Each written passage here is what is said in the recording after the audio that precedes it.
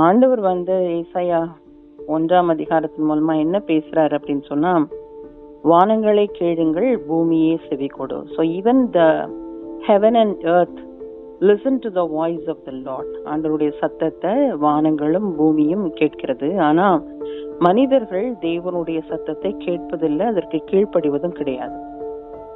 Moreover அவர் என்ன சொல்றாருன்னா, மாடு தன் எஜமானையும் கழுதை தன் ஆண்டவனின் முன்னணையையும் அறியும்.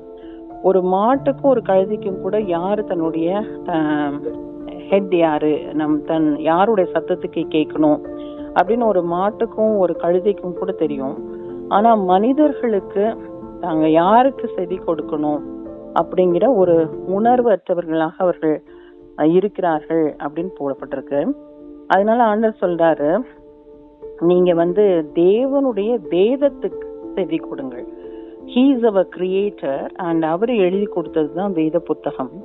அந்த வேத புத்தகத்துக்கு நீங்க செவி கொடுக்கணுமே இல்லாம உலக சத்தத்திற்கு நீங்க செவி கொடுக்க கூடாது அப்படின்னு சொல்லி ஆண்டவர் ஒரு ஸ்ட்ராங்கான ஒரு கன்விக்ஷனை கொடுக்கிறார். கண்டிப்பா நீங்க இதை செய்யுங்க. ஒவ்வொரு நாள் காலையிலயும் நாம் தேவனுடைய சத்தத்தை கேட்கிறோமா, அவர் எழுதி நம் கையில் கொடுத்திருக்கிற வேத புத்தகத்துக்கு நம்ம செவி சாய்க்கிறோமா, அது ரொம்ப எல்லா மனுஷங்களுடைய வாழ்க்கையிலும் ரொம்ப இம்பார்ட்டன்ட். ஒரு மாட்டுக்கு கூட தன்னுடைய எஜமான் யாருன்னு தெரியுது, யாரோட சத்தத்துக்கு செவி கொடுக்கணும்னு தெரியுது. ஆடுகள் என் சத்தத்தை அறிந்திருக்கிறது, அவை என் பின்னே வருகிறது அப்படின்னு சொல்லி நம்ம ஆடு கூட ஆண்டவருடைய சத்தத்தை கேட்குது. ஆனா மனிதர்கள் தெய்வ சத்தத்தை கேட்பதும் கிடையாது, அதன்படி செய்வதும் கிடையாது. அவங்களுடைய சுயத்தின் அடிப்படையில அவங்க வாழ்ந்து கொண்டிருக்கிறாங்க அப்படின்னு சொல்லிட்டு அவரு என்ன ஸ்ட்ராங்கா ஒரு சில விஷயங்களை ஏசாயா 1ஆம் அதிகாரம் 11 இருந்து 19 வசனம் வரைக்கும் அவர் சில இன்ஸ்ட்ரக்ஷன்ஸ் கொடுத்திருக்கிறார். என்ன மாதிரியான இன்ஸ்ட்ரக்ஷன்ஸ் கொடுக்கறாருன்னு சொன்னா, நீங்க பலி செலுத்தணும், நீங்க கொழுத்த மிருகங்களை கொண்டு பலி செலுத்தணும்னு நான் எதிர்பார்க்கல. நீங்க என்னுடைய ஆலயத்துக்கு ரெகுலரா வரணும்னு நான் எதிர்பார்க்கல. நீங்க வீணான காணிக்கைகளை கொண்டு வர்றதும், தூபம் காட்டுவதும், நீங்க மாத பிறப்புகளை அனுசரிப்பதும், நீங்க ஓய்வு நாட்கள் சபை கூட்டங்களை அனுசரிப்பதும், மாத பிறப்புகளையும் பண்டிகைகளையும் நீங்க அனுசரிப்பதும் முக்கியம் கிடையாது. ஆனா எது முக்கியம் அப்படின்னு அவர் சொல்றாருன்னா, 16வது வசனத்துல இருந்து ரொம்ப தெளிவா போட்டிருக்குது. நீங்கள்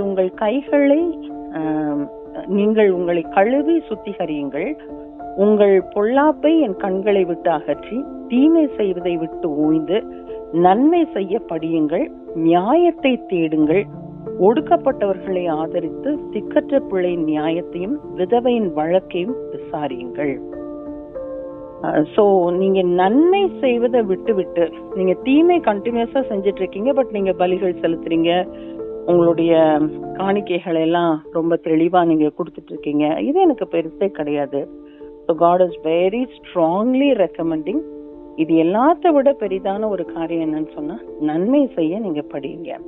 அப்படி நீங்க செய்யும் பொழுது அவர் சொல்றாரு, 18வது வசனத்துல பாக்குறோம், உங்கள் பாவங்கள் சிவேர் என்றிருந்தாலும் உறைந்த மழையை போல வெண்மையாகும், அவைகள் இரத்தாம்பர சிவப்பாயிருந்தாலும் பஞ்சை போல ஆகும். நீங்கள் மனம் பொருந்தி செவி கொடுங்கள், தேசத்தின் நன்மையை புசிப்பீர்கள். தேசத்தோட நன்மையை நீங்க புசிக்கணும்னு சொன்னா நீங்க மனம் பொருந்தி செவி கொடுக்கணும். யாருக்கு செவி கொடுக்கணும்? உங்களுடைய எஜமானன், உங்களுடைய கிரியேட்டர், அவர் உங்களுக்கு எழுதி கொடுத்திருக்கிற வேத புத்தகத்துக்கு நம்ம செவி கொடுக்கணும் அப்படின்னு சொல்லி ஒரு strong instruction God is giving us.